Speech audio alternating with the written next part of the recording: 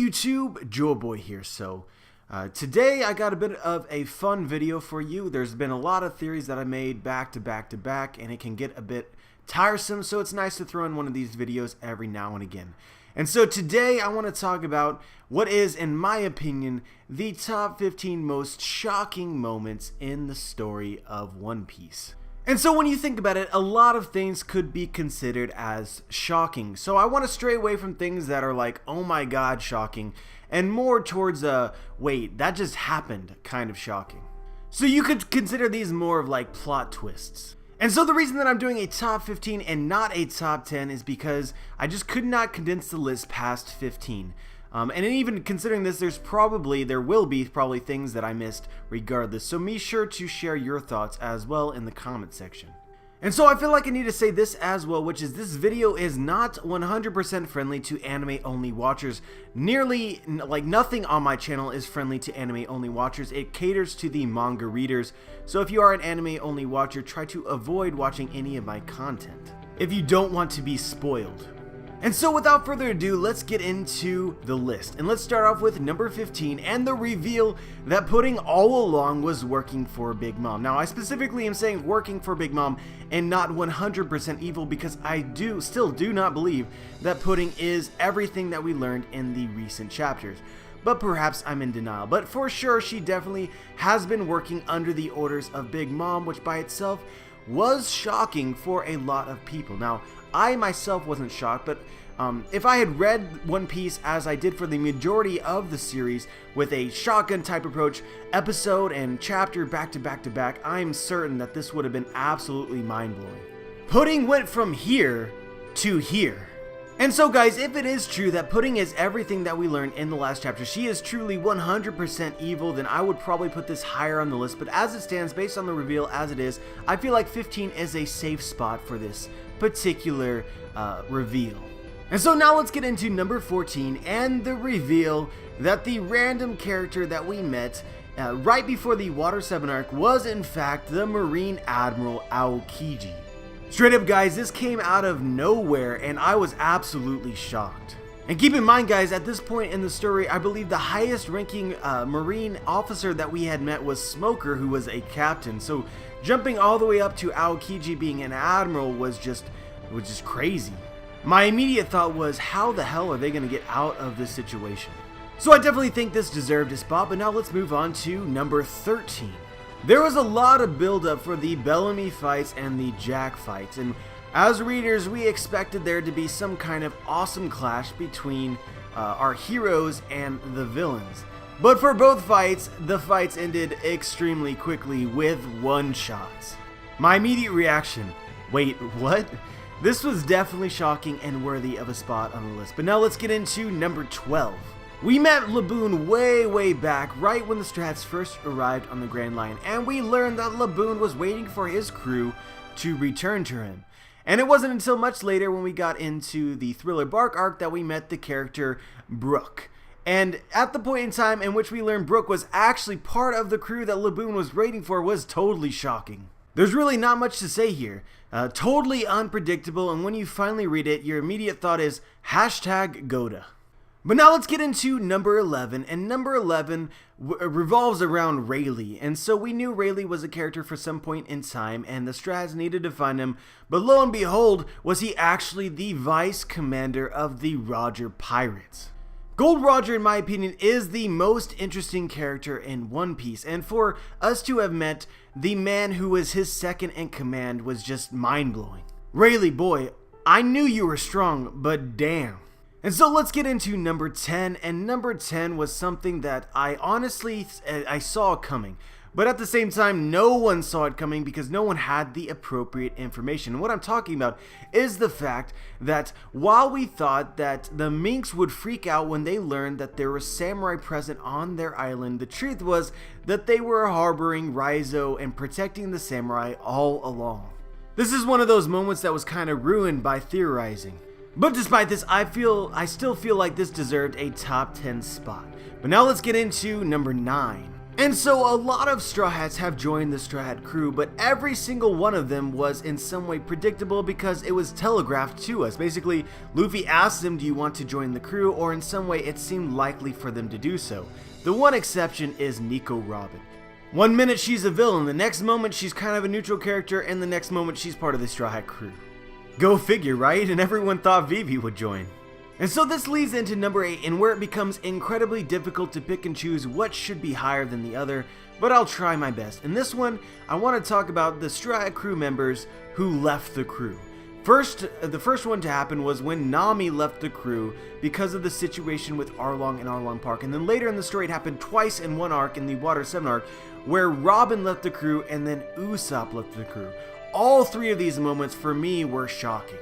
For all three of these situations, one moment everything was great and the next moment they weren't. But I gotta say, even though I lumped all three of these together, the Usopp one was by far the most shocking, because with Nico Robin we got a warning ahead of time from Aokiji that something would happen with her, and with Nami we already got the inclination that she was kind of dicey as a character, but with Usopp we thought he was a lifer, and for him to turn like that was just, it blew my mind. And just to sidetrack this for a moment, the reason I didn't include the Sanji situation is because even though it was kind of shocking that Sanji sort of gave up, at the same time, when that happened, we could immediately justify why he was doing that, which made it far less shocking in my opinion. But now let's get into number 7, the reveal that Shirahoshi is in fact the ancient weapon, Poseidon. Now guys, fun fact, someone actually did predict this, but it's funny because no one took that prediction seriously. We all had our preconceptions on what exactly the ancient weapons would be, what they would be like, and everything about them, and Shirahoshi did not fit this despite the fact that she showed an unusual and amazing power. But lo and behold, the giant crybaby mermaid was in fact the ancient weapon, and I personally was shocked. And so let's get into number 6. And so for a while it was obvious to us that the Going Merry was in some serious bad shape, but we got all this hope that she would get fixed. They had all this money, they found the island of shipwrights, everything was going right. The Going Merry was going to take the Straw Hats all the way through the entire Grand Line, until it was revealed that she could not be fixed. As of right now, the Going Merry is the first and only Straw Hat to have died. I don't know of anyone who really thought that that was a reasonable thing to happen. But now let's get into number 5. The fanboy inside of me wants to put this higher, but at the same time I feel like some of these other things were more shocking, although it's hard to quantify the shock factor. And so guys, number 5 for me is the reveal of Luffy and Ace's ancestry. Essentially that they came from really important people. Luffy, the son of the most wanted man in the world, Dragon, grandson of the hero of the Marines in Garp, and Ace, the son of Gold D frickin' Roger. Just me thinking back to when I first learned this, I'm still going, wow. One of the most hype moments in the series for sure, and definitely caught a lot of people, myself included, off guard. But now let's get into number 4. Blackbeard can eat 2 devil fruit?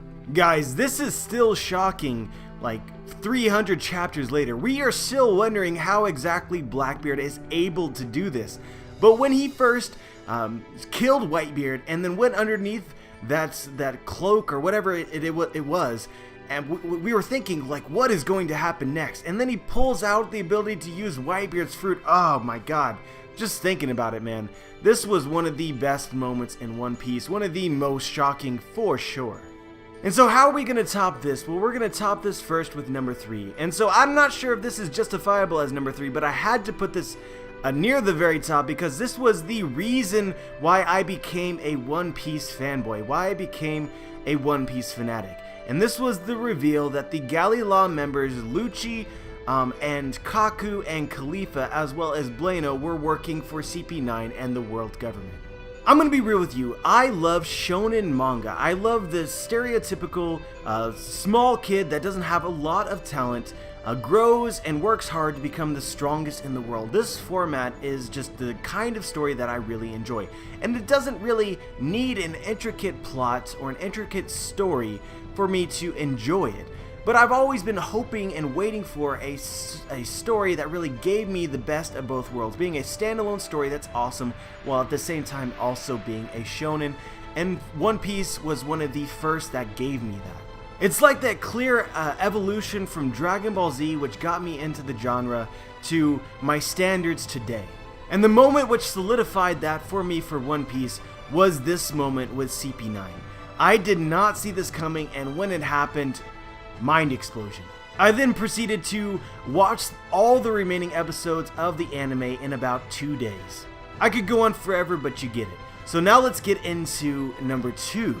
The Straw Hats will always win. Regardless of the odds, Luffy will find a way to win, will find a way to escape.